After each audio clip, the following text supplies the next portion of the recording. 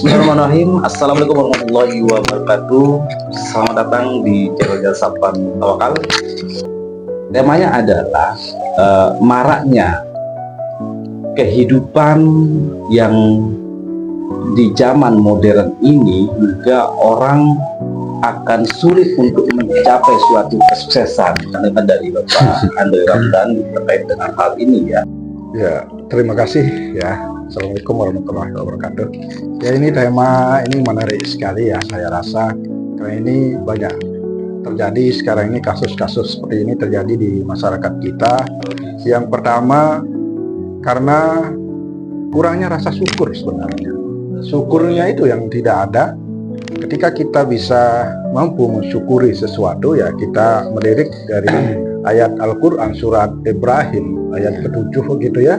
Sebenarnya kalau kita mampu bersyukur, maka Allah akan menambahkan nikmat kita berkali-kali lipat. La in syakartum la azidannakum, la in kafartum inna azabi lasyadid gitu. Ketika kita mampu untuk bersyukur, maka akan ditambahkan nikmat kita ya berkali-kali lipat. Dan ketika kita kufur terhadap nikmat, maka akan dikasih azab yang sangat pedih. Nah, ini sebenarnya yang kurang gitu. Iya, kurang bersyukurnya yang tidak ada, sehingga tidak mampu untuk berdamai dengan diri kita sendiri. Kalau masalah ekonomi, saya rasa masalah keuangan gitu, ya kita melihat perspektif kebahagiaan itu dari keuangan itu memang itu egosentris saja menurut saya. Itu cuma egonya saja gitu ya. Itu egonya saja. Mana kebahagiaan itu tidak harus punya uang banyak, tidak harus punya jabatan posisi yang banyak. Tapi ketika kita sudah mampu untuk bersyukur, maka semua permasalahan itu bisa kita hadapi dengan ada juga karena ya ada yang ekonomi mungkin ya sebagian, dan ada juga sebagai apa istilahnya, sebagai hobi lah itu ya, sebagai main-main gitu ya, kebiasaan itu jadi kebiasaan, jadi habit gitu kan. Karena kurangnya ini dari pemerintah, kontrol itu dari pemerintah sebenarnya. Padahal pemerintah beberapa kali itu kan mengiklankan atau memwarning ke masyarakat, tidak melakukan judi online, tapi situsnya itu ya tidak diblokir gitu. Nah, kalau kita melihat dari perspektif dari kebahagiaan ya, dari kebahagiaan sebenarnya kalau mau bahagia itu mudah sekali sebenarnya. Tidak harus punya uang banyak. Iya, tidak harus punya uang banyak, karena egosentris kita saja gitu sebenarnya. Kalau mengukur atau melihat keuangan itu sebagai tolak ukur kebahagiaan kita gitu. Bersyukur saja itu kita sudah mampu untuk bahagia gitu. Gimana Bapak Rustam? Berarti jadi kesimpulannya kalau seperti yang disampaikan Pak Andre itu, jadi suatu kebahagiaan atau utang piutang, judi online itu tidak sepenuhnya berdasarkan ekonomi, tetapi karena kurang bersyukurnya sebagai manusia.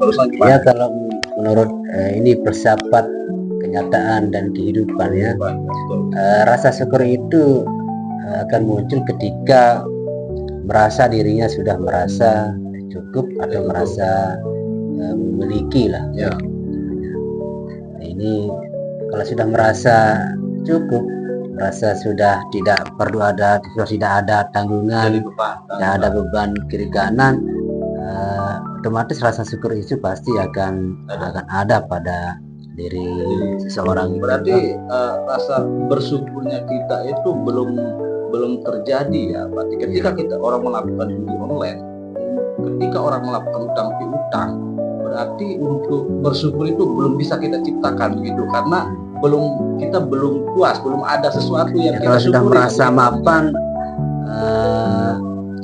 pasti akan merasa bersyukur. Akan mudah diberikan pencerahan-pencerahan, sehingga dengan pencerahan itu dia akan merasa bersyukur nanti.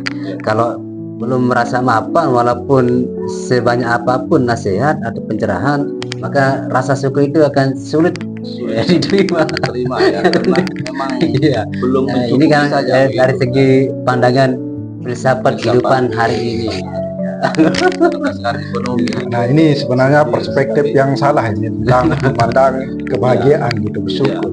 Orang bersyukur itu ya Bersyukur itu sebelum kita bahagia, itu untuk membuat kita bahagia.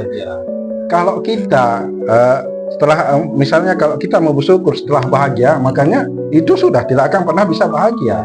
Ya, kita bahagia ketika kita sudah mampu bersyukur gitu. Bukan karena kita bersyukur setelah kita bahagia. Nah, menurut saya itu sebenarnya perspektif yang terbalik menurut saya. Makanya kebahagiaan itu tidak akan pernah bisa ketemu gitu. Kita akan menemukan kebahagiaan ketika kita sudah mampu untuk bersyukur. Syukur ini yang akan menarik bahagia gitu. Latar belakang sehingga munculnya rasa syukur ini kan pasti ada sesuatu yang dirasakan. Dan yang sesuatu yang dirasakan, misalkan dengan kebahagiaan, kecukupan dan lain sebagainya itu, nah itulah baru kemudian munculnya rasa syukur ini kan. Kalau tidak ada yang dirasakan, tiba-tiba merasa syukur, apa yang disyukuri? Apa yang disyukurkan kan?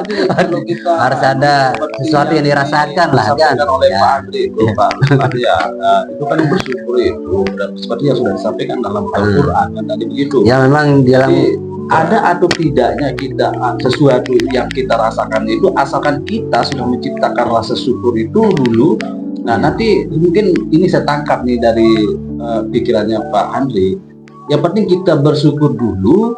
Nanti lama-lama dengan rasa syukurnya kita itu apakah akan ditambah lebih sesuatu yang akan diberikan kepada kita oleh Yang Maha Kuasa. Ini seperti itu Pak Andri. Iya. Mohon maaf ini saya dulu. Ada saya potong sedikit kan ini. Kan ini kan ada rasa syukur kan. Ya, Tuhan kan menciptakan rasa syukur ini ketika manusia itu sudah diberikan kebahagiaan, diberikan kecukupan, kemewahan dan lain sebagainya. Nah, barulah Tuhan itu menurunkan ayat-ayat atau yang berkaitan dengan rasa syukur. Atau ada perintah untuk manusia untuk merasa bersyukur kepada Sang Pencipta. Nah, kalau tidak ada sesuatu yang dirasakan oleh manusia yang diciptakan Tuhan, maka kata syukur itu mungkin tidak akan ada. Karena ada rasa inilah yang melahirkan kata syukur. Ya, jadi ini menarik nih pemirsa, seperti yang disampaikan oleh Pak. Harus ada rasa dulu baru kita. Ada perbedaan pendapat antara bersyukur dan tidak bersyukurnya. Pak Andri gimana untuk menanggapi seperti yang disampaikan Pak Ruslan? Nah, ini menurut saya perspektif yang salah, ini perlu pengkajian lebih khususnya lebih spesifik. Sebenarnya bersyukur itu sebenarnya tidak harus melihat kita mendapatkan apa, kita punya apa, kita memiliki apa, tapi bersyukur itu adalah untuk kita berterima kasih sebenarnya atas hidup ini saja ya. Kita harus bersyukur. Bersyukur tidak harus punya harta banyak, bersyukur tidak harus punya uang banyak gitu ya. Setiap napas yang kita hembuskan itu adalah nikmat yang luar biasa. Kalau kita menarik hadis dari riwayat Tirmizi ya, ketika kita sudah mampu untuk istilahnya menyenangkan orang lain, maka kita akan senang gitu ya. Kita akan merasa senang gitu. Makanya kalau kita menjadi penyayang, maka Ar-Rahman, Allah SWT akan menyayangi kita gitu. Makanya kenapa ketika kita punya masalah gitu, kita harus berserah kepada Allah SWT gitu. Kita serahkan semua permasalahannya, kita beribadah hanya kepadanya dan meminta juga hanya kepadanya. Ini yang tidak ada sebenarnya pada orang-orang yang kecanduan judi online gitu. Ini yang bersyukurnya itu, dan ini dia lupa gitu. Yang memberikan dia harta atau apa, uang itu siapa yang berikan rezeki? Rezeki itu tidak harus berupa uang saja gitu kan. Kebahagiaan itu juga rezeki gitu. Ar-rizqu huwa al-ata'u gitu. Rezeki itu adalah pemberian. Sesungguhnya pemberian itu adalah rezeki.